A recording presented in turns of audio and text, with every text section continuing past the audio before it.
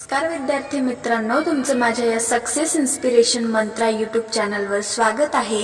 तर आज मी तुमच्यासाठी एक हटके असा विचार घेऊन आली आहे। तो म्हणजे आज चक्रीवादळामुळे सगळीकडे लाईट नसल्यामुळे सर्व वातावरण विस्कळीत झालेलं दिसून येत आहे। जिकडे तिकडे झाडे पडलेली दिसून येत आहे, जिकडे तिकडे लाईटचा अभाव जाणवतो आहे। तर याला जबाबदार कोण आहे मित्रांनो?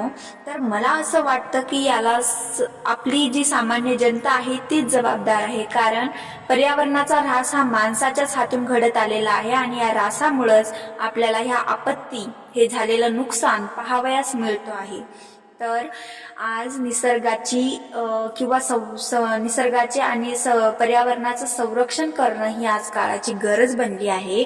म्हणून आपण जितकी शक्य होतील तितकी झाडे लावली पाहिजे, झाडे वाचवली पाहिजे आणि पर्यावरणाचं रक्षण केलं पाहिजे।